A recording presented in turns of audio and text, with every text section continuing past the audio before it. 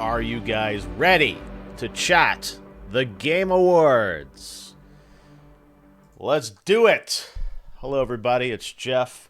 If you're in the U.S., hope you had having a great Thanksgiving weekend. Everyone else around the world, we are getting ready for the Game Awards. I think we are like 10 days out from the show or something like that now. So there's a lot going on.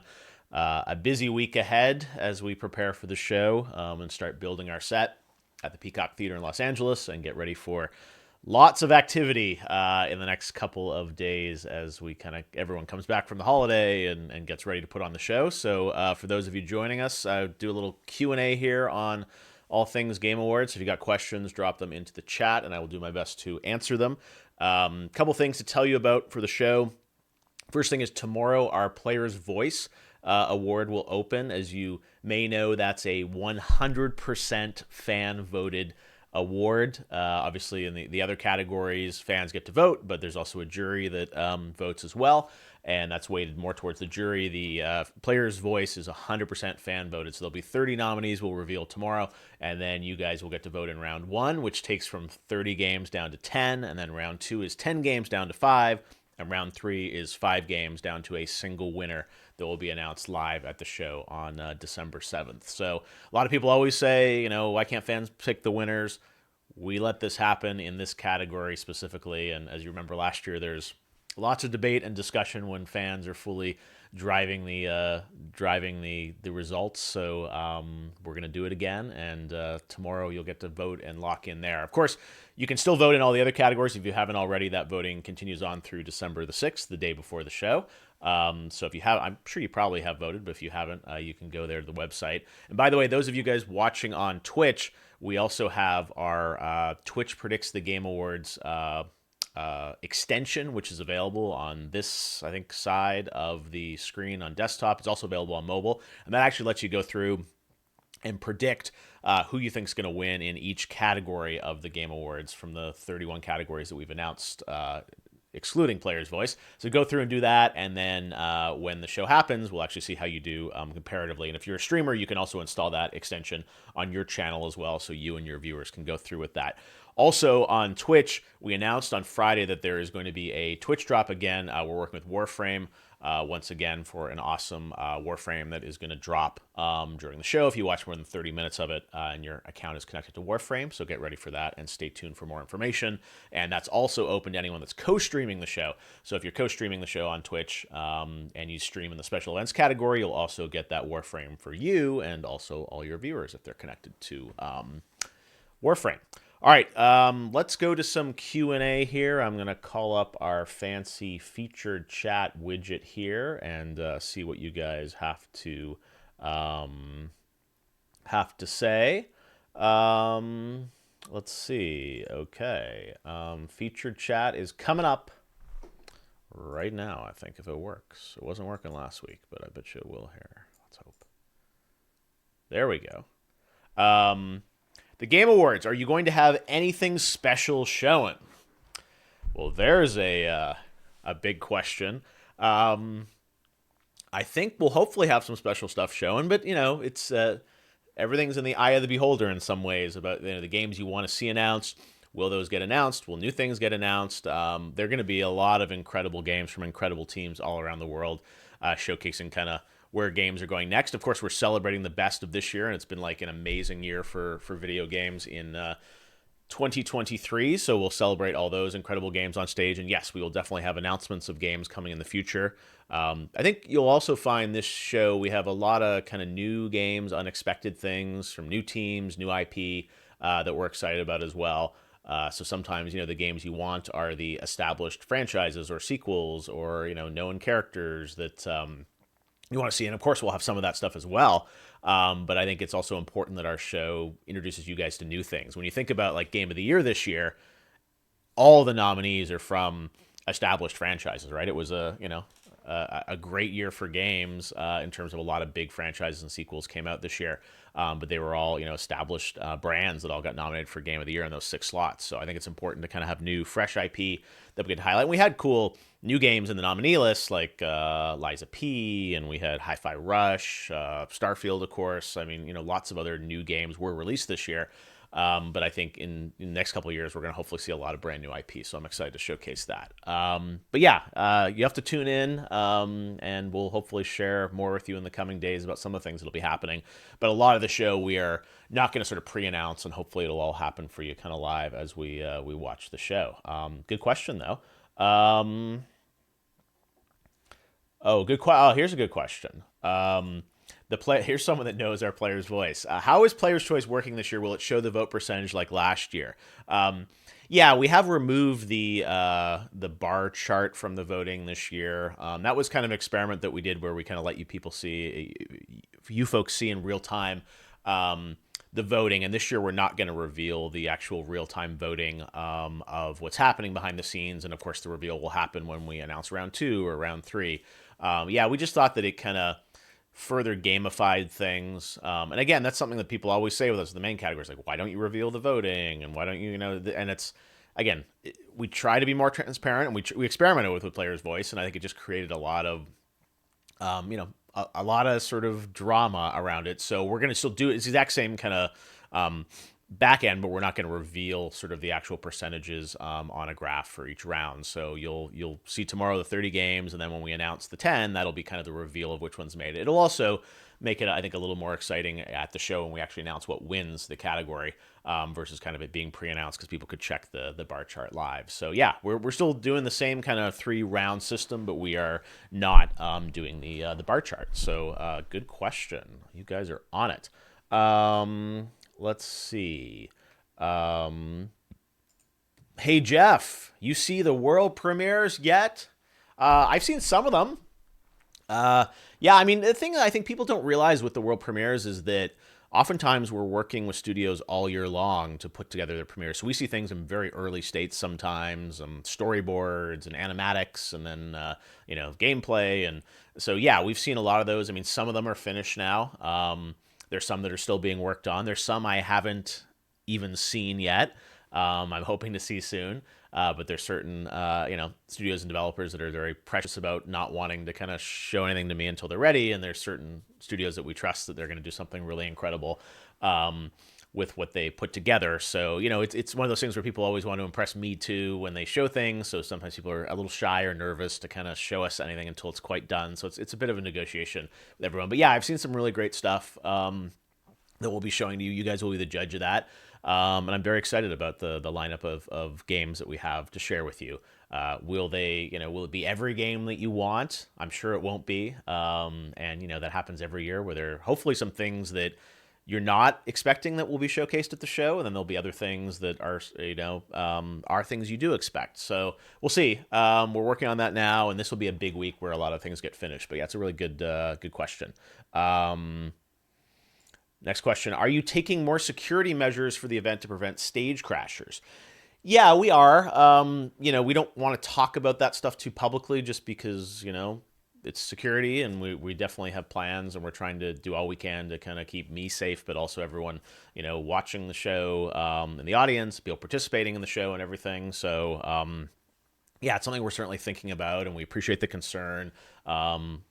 Believe me, that's something that is top of mind for us, but we also want to put on a great show that, celebrates these games and celebrates our love of video games. So that's an important thing to keep in mind as well. But yeah, I appreciate the concern around that. Thank you. Any new plans for new categories for the Game Awards? Nothing new this year. I know I've seen people online say, like, why don't you have a best DLC category, which is kind of like the ongoing game category. Typically that's been live service games, but this year, like, Cyberpunk is nominated, and some people say, well, why is it nominated? It's like, well, because they improved the base game in a big way with 2.0 and Phantom Liberty. So that's sort of in that category. And the other thing people always ask is, like, why don't we have a remake or remaster category? We've talked about it. I think the question is, are there 5 amazing remakes every year? Some years there are. I mean, there was, obviously Resident Evil 4 up for Game of the Year, Dead Space, a bunch of other good ones that came out this year. And the question is also then, would those remakes not be eligible in Game of the Year? So, Yeah, nothing new this year category wise, but it's definitely something that we talk about every year and try and evaluate kind of the best way to go about that. Let's see. Hey, Jeff, have you had a chance to listen to the orchestra's medley before the big night? Yeah, so Lauren Balfe and our orchestra will be doing their big kind of celebration of the sixth game of the year nominees with a medley. I have heard a first pass at that. Lauren shared that with me. I want to say Thursday or Friday. He's in London, so he didn't have Thanksgiving, so he's been working on that. And yeah, we're working through that now, but it sounds great. It's a good year, lots of great games, lots of great themes, and there's always, Lauren works with each studio to kind of decide like which song will they play, which part of a song. Because we only play 30 to 40 seconds of each game. So that's been going on. He's been working with all the different studios around the world to kind of figure out the best way to present them, and I have to say, the fact that he can blend all those games together is really just like masterful work. And I think you guys do appreciate it, but it's really amazing how he can take these different genres and tempos and styles and kind of make it all flow into one piece. So it's incredible work that he does. He's a very, very talented composer and conductor. And I think this year's medley will be great. So stay tuned. But yes, we're in the middle of working on that now. So thank you for the good question. My name is Jeff. Okay. Oh, what's the song for the trailer? Yeah. So you're probably talking about my hype trailer, which I was editing today. Actually, editing the past couple days. It's a really great song for the hype trailer. We've had some amazing artists that we've collaborated with. Last year, we worked with Nine Inch Nails. Trent Reznor, one of his songs that we kind of remixed and worked on. I think the year before, one year we did Hayley Williams from Paramore. I think Linkin Park another year. I'm trying to remember back, but yeah, it's a big artist that we're working with on this one. It's an artist that I never thought would let us kind of work with them on one of their songs. It's an older song, the song that I love, that we've kind of reworked for the trailer. And this band or this artist has been willing to work with us, which was amazing. So I look forward to sharing that with you soon. I'm not going to quite reveal what it is, but the hype trailers, I really personally edit those, and I think a lot about what song to use and how can that tie into sort of some of the themes of the games this year, but also kind of the state of the world and how we're all feeling. So it's kind of an emotional journey for me to cut those trailers, and a lot of my team wishes I didn't because I have lots of other things to do, but it's something that's kind of very important to me, that really puts me in the mindset of hosting the show for you every year. So yeah, I've been working on that. I'm feeling good about it. It's about 2 minutes and 40 seconds. I have kind of a picture lock, I would say, of the piece that I finished this morning, and we'll be working to finish it up. So hopefully that'll come out, I assume, next weekend or something. We're ready with it. So I hope you enjoy it. But yeah, it's something that I love to put together every year. So thank you for the question. Thank you for noticing. All right, let's see. Next question here. Oh my God, there's so many questions. Any plans to revive E3 next year? No plans on my part. I'll be doing the Summer Game Fest again. We're excited. That'll be back in June next year. We'll be doing our big live show like we always do with fans in Los Angeles. So we'll share more about that. I don't know. Probably will be January by the time we share plans on that. But yeah, we're working on that again. So kind of everything we did this past year, we're going to be doing again. And we're excited to build that. And I'm not sure what the future holds for kind of E3. Next year will have been, I think, 4 or 5 years that there hasn't been kind of a physical E3. So not really sure what the future holds there, but we're very focused on like building Game Awards, Summer Game Fest, Gamescom Opening Night Live, all these events that we do every year for the industry. Seems to be working well for us and well for, I think, a lot of the game developers. So we're just going to keep pushing on that, and we'll see what happens with E3, but it's not really a concern of mine anymore, and we're really kind of focused on building hopefully what the next thing is for everybody. But I appreciate the question, and I loved E3. I went to E3 for 25 years or something like that. I think I went to every E3. I was a little kid in high school when I went to the first E3 in 1995. And that was the year that the PlayStation came out. And I flew down to Los Angeles. I was living in Toronto at the time. Flew down, my dad, and he drove me to the LA Convention Center. And I showed up. It was really cool. I got to like check out the PlayStation. Then I went to a party that first night where Michael Jackson was there, which was crazy. It was the PlayStation kind of launch party. And I remember being at the ice cream parlor. It was the Sony Pictures lot in Culver City, and I was ordering a mint chip ice cream behind Michael Jackson, and that was my story from the first E3 in 1995. It's a long time ago, and I love what E3 represented. But yeah, I've learned that you just have to keep marching forward and building new things. Summer Game Fest we built in the pandemic, and has sort of grown from there. So good question. But no plans for me to revive E3 next year. Next question. Let's see. Here's a good question. For game premieres, demos, exclusives, and game announcements, will that only be shown on the Wholesome Games on December 6th? There is a Wholesome Direct happening on December 6th. There's a Day of the Devs happening on December 6th. The day before the show, those are going to stream on this channel that you're watching it on. And it's a great way to showcase a bunch of independent games. We'll also have a bunch of indie games in our show. I mean, a lot of people debate about what is a quote-unquote indie game anymore, which is a fair question. But yes, so there will be stuff that, so I don't know what your question quite means, that there will be some of that in those events, and we will have some of that in our events. So, yeah, there'll be lots kind of to share that week, around there. Let's see. Oh, okay. Here's an interesting question. How do you plan the layout of the show? What goes into the order of things and making those decisions? It's a good question because I've been working on that all weekend. Well, we think a lot about that, and there's it's a big puzzle we have to put together. We have this big board where we kind of figure things out because, first of all, sometimes they're just logistics of the show. So, hey, if the orchestra is going to perform something, it takes time to set that up and take it down. So our team kind of works on some of the logistical things. You have to lay those out. Then there's, and sometimes there are like orchestras are tied to world premieres or there are other staging elements. So those things kind of have to factor into it. And then I think a lot about kind of, how do we want to start the show? How do we want to end the show? What do we want to do in between? A lot, we think a lot about the pacing of the show. I think we're conditioned to always have like a big reveal at the beginning, a big reveal at the end. Our show's a little bit different than that because our big thing at the end is always game of the year. We don't hold like one big surprise because we think the most important thing at the show is really the game of the year announcement. We don't want anything to trump that. So that's always at the end. But we try and do, I don't know, we look at kind of the games we have and how do we try and be somewhat, diverse in terms of the types of games we're showing and how we show them. And it's a big puzzle to figure out. And, we only have sort of the clay we're given are the games that we have. So I remember a couple of years ago, people were upset we had too many space games in Summer Game Fest, I think. And I'm like, that's kind of what we were pitched. That's, a lot of people were making sci-fi space games that year. So yeah, we just sort of think through all that stuff and, we don't necessarily always get it right, but it's something we do spend a lot of time thinking about kind of the emotional arc of the show and hopefully have some, big things that get people buzzing early on and then, do some different things and come back to that. So I don't know.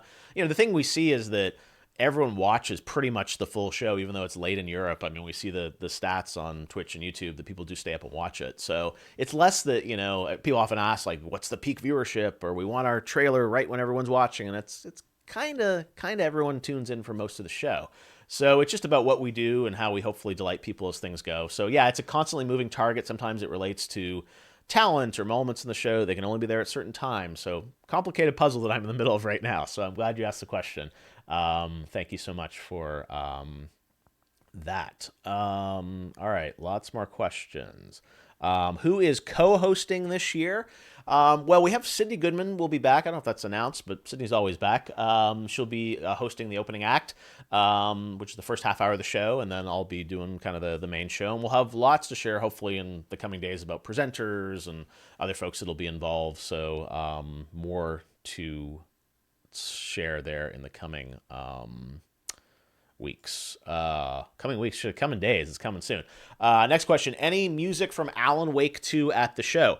Well, Alan Wake will be incorporated into our Game of the Year medley that we talked about a little bit earlier with the orchestra playing a little bit of music from Alan Wake 2, so we're excited about that, which is really cool. And yeah, you'll definitely hear Alan Wake in that regard sort of in the show.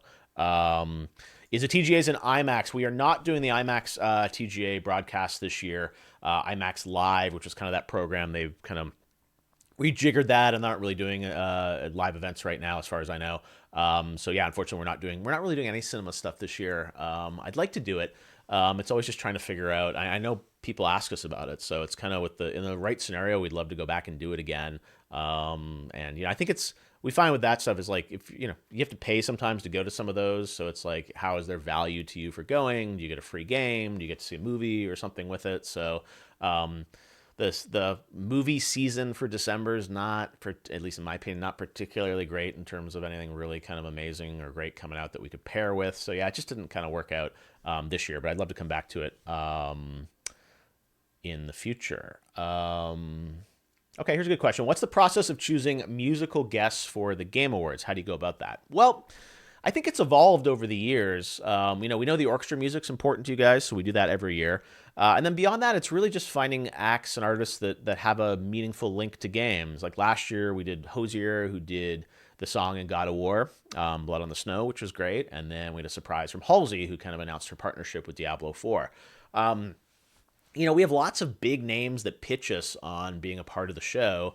And I think our thinking's evolved that, like, if there's a big name, it makes sense. They have a meaningful link to games. It can work, but I also know you can see music performances on lots of other shows and lots of other places. So we're only going to do if it really makes sense. So I think gaming music and music from games is really important to us, and I think you'll see that this year. It's less of having kind of huge headliner artists that you would see at Coachella or something, and more about kind of really great music from video games. So yeah, I think our thinking evolves, and it also just depends on kind of the year and what's available to us in terms of games and what people want. Who would you like to see perform? Tell me in the chat. Although most of our music's set, I don't think we could add anything more, but I'm still interested to hear what you guys have to say. Let's see. What kind of surprises in the stage design will we have this year? Wow, you guys are asking lots of good questions here. Well, our set is designed by a guy named Leroy Bennett, who's an incredible creative director. He's done the Game Awards set since 2015, our second year. So he's been with us for 9 shows, and he's an incredible creator. This is the guy that designed a lot of Nine Inch Nails sets for a lot of their tours. He designs Lady Gaga's tours. He's on tour right now with Paul McCartney, I think. He worked with Prince back in the day. Look him up. Leroy Bennett is his name. His company 7 Design Works, and he's just an incredible creative force. And I used to go to concerts as a kid, like Nine Inch Nails, and say, wow, it's so cool, all the lights and what they do. And I had no idea who he was then. And over the years, I found, oh my God, Roy Bennett. And now he works with us. It's amazing. So we're deeply honored to work with him. We haven't revealed our set design this year. It's really cool, though. We're stepping it up. It's very kind of glamorous and glitzy. We're building it now, so I'll get to see it for the first time probably later this week. But yeah, and the other thing that people don't realize is it takes us almost 2 weeks to put together the Game Awards, and we're in the theater and building things and putting things together. So yeah, Roy has built a really, really cool set that we're excited to share with you. And I'm always so proud of that stuff. And it's fun for me, right? I mean, I get to stream in my room or do other things. When we get to go to this big set and stage, it's really, really fun. So thank you for the question. Let's see. My depth of field setting is set to high. Sad Yoshi. Yeah, poor Yoshi back there. I don't know why I have a Yoshi. I was like, let me brighten up the room somehow. Let's see. Okay, curious to know the thinking behind Dave the Diver being nominated for Best Indie. Yeah, I mentioned earlier, if you talk about indie games, look, it's a great question. Independent can mean different things to different people.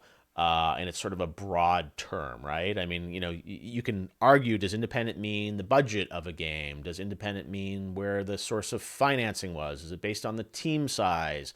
Is it the kind of independent spirit of a game, meaning kind of a smaller game that sort of is different? And I think, everyone has their own opinion about this. And we really defer to our jury, 120 global media outlets that vote on these awards, to kind of make that determination of, is something independent or not? In other industries, sometimes there are things. I think in the film industry, there's the budget can't be above this amount of dollars, or it's an independent game or not. So I don't know. Like, some people have said Larian with Baldur's Gate 3, that's an independent game. Kojima Productions with Death Stranding, some people a couple years ago, that's an independent game. And even though that's an independent studio, of course, it's funded by PlayStation. And independent games it's questions like, is, if you have a publisher, is that still independent or not? We also have best debut indie game, which is something that I think I'm really proud of too, because that's for a team that's doing its first ever game this year. And that's like often really, really independent studios that are just starting out. And I love that we can recognize them that way. So yeah, Dave the Diver, that game is, it's made by a group named Mint Rocket, which is it's a smaller game from a smaller group, but it's part of Nexon. They're employees of Nexon, which is a very large publisher. So I think it's a fair debate and discussion about, is that game truly independent or is it not? And you can kind of argue it either way. It's independent in spirit, and that it's a small game. With I don't know what the budget is, but I think it's a probably relatively small budget game. But it is from a larger entity, whereas there are other games on that list that are, from much smaller studios. But, even like Dredge or something, I think is published by Team 17. So is that independent or not? Because you have a publisher, and it's a really complicated thing to figure out and come up with sort of strict rules around it. So we kind of let people use their best judgment, and you can agree or disagree with the choices. But the fact that like Dave the Diver was on that list meant that, out of all the independent games that the jury looked at, or what they thought were independent games, that was one of the top 5 that they looked at that year, or this year. So yeah, I think it's a good question, and I think we're open to thinking, moving forward, how do you define that category, but you have to kind of come up with a criteria. And as I said, is it budget? I remember years ago, Journey from that game company won a bunch of awards, and I worked on the Spike VGAs. I think it might have even won Game of the Year from what I remember, or maybe it didn't. I think The Walking Dead from Telltale might have won that year. But anyways, it won a bunch of awards, and a lot of people wondered, was that independent? Because even though that game company was a small independent studio, it was backed and I think largely funded by PlayStation. So it's I think it's fair to say, like, what does independent mean? And to me, why I like that category, the other thing is you could just get rid of the category, right? But then I like that, it's kind of, usually it's like 5 or 6 different games that are in that category. And there have been years like Celeste, that was up for Game of the Year, and I think one independent game at the show in 2017, or I think it was 17.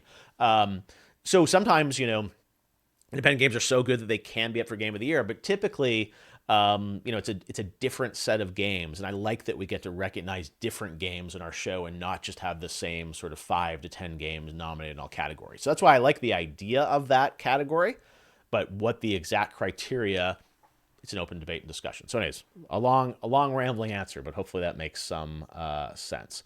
Have you thought about doing the Game Awards all over the world? We have, and I've talked about this before, but I think one of my longer term hopes for the show is that we will get to do it in other countries, like doing the Game Awards live in Japan or live in London or places like that. So I hope in the future, not this year, not next year, but down the road, I think I would love to be able to travel around and do that. And that's one of the reasons we do Gamescom opening night live in Germany, is I love to travel around the world and do these shows with different audiences. Let's see. Do you think the TGAs is near the level of the Oscars in terms of prestige? I don't know. I think we're do something that's very different.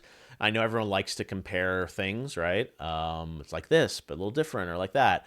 I think our show it's an award show. It's also a first look show. I think the awards matter, and not to say that other awards don't matter, but I think they drive a lot of sales of games. People discover games through our show. I think that matters. We try and be accessible and real. We, invite fans to be a part of the audience, and we stream and co-stream, and that's something that a lot of the traditional award shows don't do. So I think we're still building. It's been 10 years. This will be our 10th Game Awards, which I can't believe.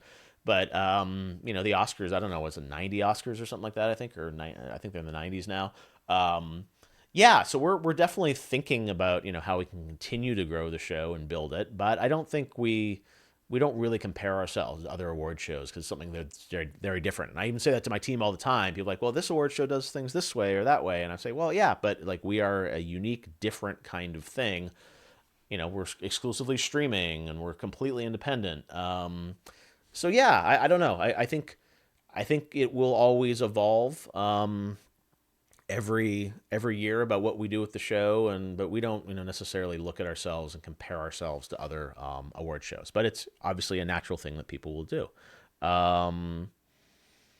Let's see. Do I know Miyazaki from FromSoft on a personal level? What does he think of TGA? I do. Had the pleasure of working with him. He's an incredible creator and incredibly supportive of not just TGA. I mean, Summer Game Fest. I don't think I've said this to him, and I'll say this to you guys. I don't think Summer Game Fest would be what it is today without his sort of early support of that show. You got to remember that in 2021, we had the gameplay premiere of Elden Ring, which was such an amazing moment, and I was so honored. They called a couple days after the Game Awards in 2020. I was on vacation. I remember having a talk with them and said, "Hey, we really want to do something with you that next spring." And that was when I wasn't even sure was Summer Game Fest happening, was E3 happening. We didn't know, and From really believed in this idea of a big cross-industry showcase, and working with me when they could have easily done anything on their own or with a first party, but they really wanted to do something agnostically with us, and that really meant a lot to me that he and From invested in us to kind of help build Summer Game Fest. It's not unlike when we started Game Awards. I was very lucky that like Rockstar Games and PlayStation and a bunch of others really came on very early to kind of help me build Game Awards in 2014 when I didn't know if I should do it or did it make sense. And so I'm always grateful for the people that believe in what we're doing. Mr. Kojima was another one that, in 2014 was very supportive of me, going off on my own, doing something independent with the Game Awards. So yes, Miyazaki is one of those people that I really credit with, incredible, support. And it was an honor, to have him last year at the show and obviously win Game of the Year. So and they're nominated Best Action Game this year for Armored Core. So, an incredible studio, and deeply indebted to them for all their support. Hey, Geoff, can we expect the same amount of world premieres this year?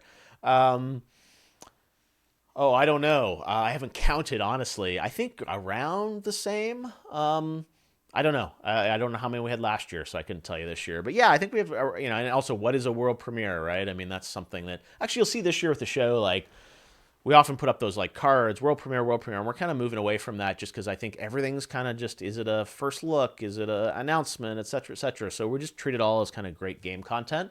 And there are lots of games. I mean, I don't want to quote a number because then that's going to reverberate on the internet and everyone's going to, he said there were X number of world premiere announcements at the show.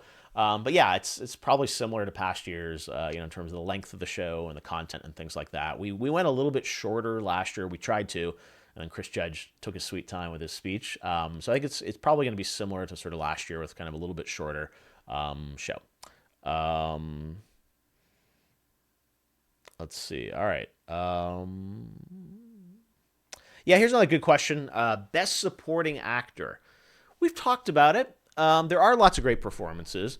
On the other side, we do have some people that say, you guys focus a little bit too much on sort of narrative aspects of games and you're too much like someone mentioned the Oscars before. You're too much like the Oscars. You have, writing and acting and, those types of awards. And those are more narrative awards. And you should be focused more on, sort of gameplay driven things and other types of live service games, mobile games. So yeah, supporting performance is something we've definitely thought about. I'm proud that our, acting award has always been general neutral, right? When we started in 2014, we don't have actor and actress. We really sort of blended in just one acting category. Which I think was the right call we made back in the day. So yeah, we've talked about it. No plans this year, but it's definitely something that has been brought up before. So good question. All right. More questions. Sorry, I should have a mod doing this, but I'm actually scrolling the screen doing this. Will streamers have a chance to co-stream the Game Awards? Yes, anyone can co-stream the Game Awards. So if you guys are interested in co-streaming, co-stream away. We would love to have you co-stream the show on any platform. And you can sign up, actually, if you go to bit.ly/TGA23 co-stream, I think, or something. But it's on the website. If you click on how to watch and click on co-stream, we'd love to have you sign up to co-stream. Is there a dress code for the event? No, not really a dress code. You can wear what you want. And I mean, what do people wear? You can look at past years. It's not like everyone's in a tux or anything like that. Although I will probably, I don't know if we're a tux, but I'll probably wear a suit of some sort. I got to figure that out this week.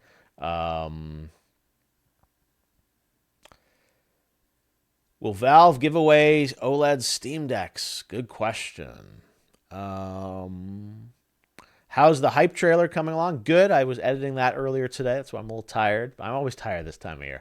But I'm excited about it. It feels really good. I always go into that kind of thinking, I don't have enough time to do it. I didn't really start on it until a couple days ago.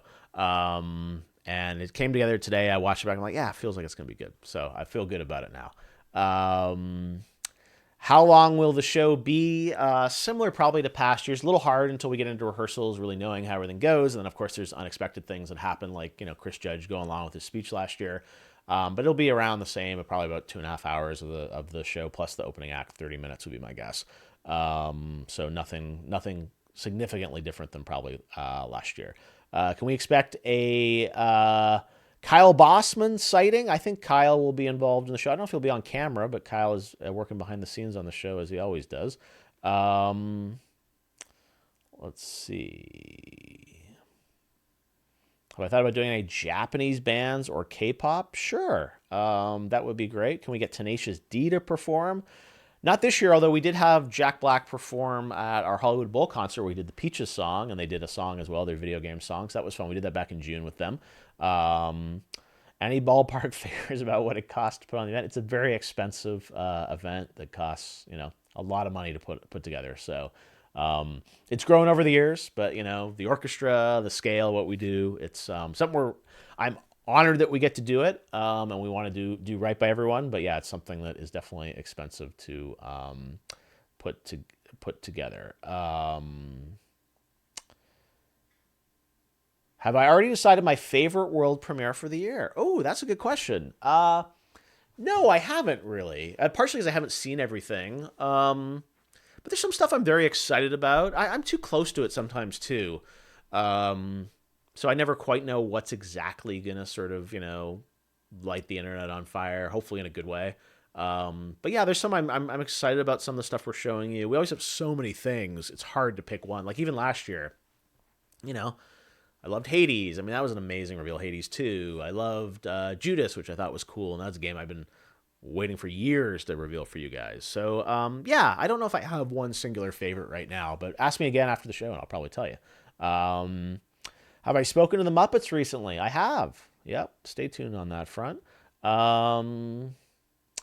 Let's see. Opinion on Cyberpunk's redemption arc. Yeah, I mean, it's up for, I think, 3, maybe 4 awards this year? Idris, narrative, and I think ongoing. Maybe it's 3, maybe there's a 4th. Yeah, I think it's great. I mean, look, it's similar to like No Man's Sky or these other games that I think come out, aren't really what they should be on day one. I have a lot of respect for developers that continue to invest in those games, build on top of what the base was. And also, I think it's important to do things free, right? I mean, No Man's Sky, all those updates have been free. Cyberpunk, even though Phantom Liberty cost money, the 2.0 update was free. So I admire that, the developers that kind of go back in and build their games on top of sort of what was a solid base, but had Cyberpunk, I think everyone admitted, like had a lot, rough, rocky start. And they've kind of turned it around. Now they got nominated. I don't think the initial year Cyberpunk, I think maybe got like a music nomination. That was it. So yeah, I love the idea that things can come back. I mean, I've always said with our show, there could be a year where there might be a game of the year nominee that was actually a game released in a previous year that got so good that then this year it got nominated for game of the year, right? It's kind of counterintuitive, but it could happen.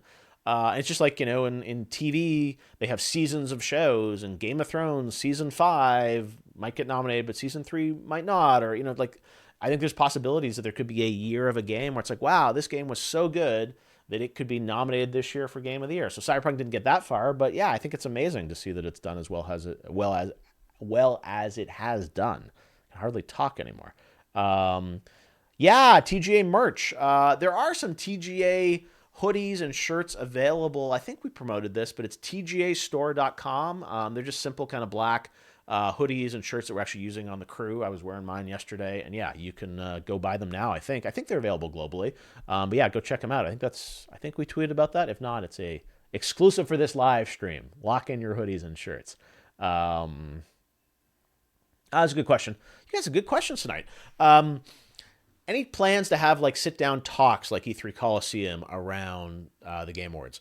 No, not this year. We've thought about that, and even I think Summer Game Fest is probably more likely that we could do some of that longer form stuff.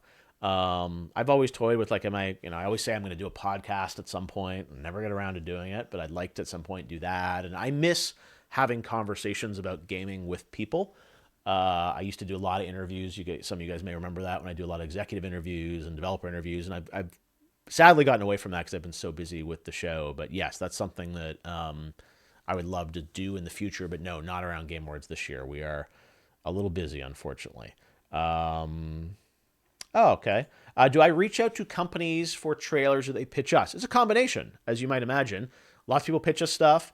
We go out and ask for lots of things. We don't get everything we want. There's certain times where people are like, we're not ready. Or oftentimes people will think they're ready and then they'll tell me, a couple weeks ago, it's like, sorry, the game's going to be delayed or we're not ready or it's not looking good enough, so we can't do it. And things move around as well. But yeah, we get pitched a lot of things. It's sad sometimes when we have to say no to things in our show just because we can't fit everything in, and we try and curate kind of the right group of games. But just like anything, we can't accept everything that gets submitted. But that's why we have Day of the Devs is doing a showcase, Wholesome Games. So there are a bunch of things that are kind of around the show. Hopefully other ways to sort of celebrate great games. Have I visited Kojima's studio in Japan? I have. I was just there in September. I got to visit it and hang out with him, and it's awesome. Yeah, amazing studio. It's so cool. Yeah, and he had moved floors because I'd visited before the pandemic. He's in the same building, but he'd moved up to, I think, the top floor now. So yeah, it's a beautiful studio, and yeah, I had a lot of fun there. Is filming on your phone allowed inside the show? I believe, don't quote me on this. You will probably, but I believe you could, if you have a cell phone, I think you're allowed to do things. You can't bring in like gear or anything like that, but I think if you're on your cell phone and you happen to film a piece of it, I've seen videos on YouTube of people filming like the orchestra from the audience last year. So who knows if that's officially allowed or not, but I think that kind of stuff is likely probably okay until someone tells you it's not. How's that for an answer? Why didn't the Five Nights at Freddy's movie get nominated for Best Adaptation? Because it didn't get voted in by the jury. Yeah, so you have to ask them. But yeah, it was not one of the 5 nominated movies, but it was definitely eligible. How come there's no global Twitch emote with you? Great question. You got to ask Twitch that. But would be good. Do I think E3 is a thing of the past, or does it have a chance of returning? Well, I think the idea of E3 is great. I think it's kind of, I'm not really sure what that is anymore. And we've built this new thing called Summer Game Fest, which I think is sort of a new model, which is a very global digital event, which is built for streaming. And it's not about a big physical in-person event or convention. So I don't know. I think the industry has kind of evolved away from that sort of traditional E3 model. And look, I love what that represented to the industry, but I think everyone's gone off and done different things. And we've built different things too, because, E3 was a huge part of my year, right? I would spend half my year working on E3. So when that felt like that was going away, we needed to quickly and rapidly, build something new, which we did. So I don't know what the future holds. We're going to keep doing what we're doing. It's every year we do Summer Game Fest, it gets bigger, more successful, does better. This year was massive. We did a huge show. Our plan is just as big, if not bigger, next year for Summer Game Fest, and we're very deep into all the planning with all the game companies around that. So I don't know. And, we're not waiting around for something to happen. So we'll see what happens ultimately, but we're very happy and excited about kind of that we own our own destiny. Similar thing kind of happened with Game Awards, right? I used to work, you guys probably know, on Spike TV and did that show for many years. And then finally just sort of, kind of got fed up and said, hey, we need to build our own thing here to do things on kind of our own terms. And, obviously there's no safety net. You're not working for a big network. I'm not working for, E3. We're kind of building our own thing. And we found success. Not that we always will find success and we always have to refine our formula, but sorry, I gotta have a sip of water. I've been talking so much. So we'll see what happens in the future. But no, I don't know what to expect, but we're just moving forward and we're not waiting around for anything. Let's see. Oh, what are the Game Awards trophies made out of? Where's my trophy? I had one around. It's a type of metal. I'm not exactly sure how it's done. I believe it's I'm in trouble here, but I think it's like steel plated or something. It's metal, and they kind of do a process to kind of plate the metal. So Weta Workshop in New Zealand makes them. Peter Jackson's company, so they're the ones that build it every year and they ship them to us. So there's a cool video actually on YouTube. I should go find it and run it for you guys. It's kind of a making of on the statue and how they go about it. But yeah, I'm so proud of that statue. It's so cool. And we luckily did a good job with that when we first made it back in 2014, because it would have been awkward if that wasn't a great statue. What's the funniest moment in TGA history? Oh boy, I'm trying to think. Funniest. I mean, there've been kind of crazy moments like, Joseph Fares, him going off with the Oscars. That was fun, I guess, in a way. It was, a little awkward live, but was kind of a fun moment. I'm trying to think of other things that were particularly funny. We've had some funny, Conan's done some funny stuff over the years, which made me laugh. The Muppet stuff I find very funny. Like, I thought Animal last year was hilarious, talking about Elden Ring and Kojima. Kojima. Yeah, that was funny. So, I don't know. I love the Muppet stuff. That's probably for me, that's the answer, is like they're kind of fun. Geoff, what percentage of trailers this year will consist of real gameplay? Great question. I don't know a percentage for you. I will say, like, we absolutely have some CG stuff in the show. There are some games where we push them and say, hey, you're going to do a CG trailer, but show some gameplay at the end. And then what we call kind of a hybrid trailer is becoming pretty popular, where there'll be kind of an emotional CG piece to kind of anchor or weight the world to you, and then you'll actually get to see the game. Because I hate nothing more than these CG pieces where it's like, you think you're in some crazy huge battle, and then all of a sudden it ends up being a top-down RTS game. Which, nothing against that genre, but just sort of that you think you're like in this like crazy third-person next-gen action game, and then it's like a totally different genre. And that always bothers me when you do trailers like that and it doesn't really represent the game. So yeah, you'll see a few things this year. I don't know how many pieces, maybe 2 of them or 3, that will have some CG stuff, and then it'll actually show you actual gameplay. And that's important to me. And we've said that to some studios, and they tend to agree. And so we end up getting these kind of buttons of like, 15 seconds of gameplay at the end of a trailer. Because sometimes games are just early. They don't have a ton to share. But there'll be some of that. And yeah, we also have some like great pure gameplay trailers as well. It depends. And every year is different, right? And so, it's not like we made a decree that you can only show gameplay at the show, or you can only, it's like everything's different. And I know sometimes people are like, is footage in engine? Is it gameplay? Is it CG?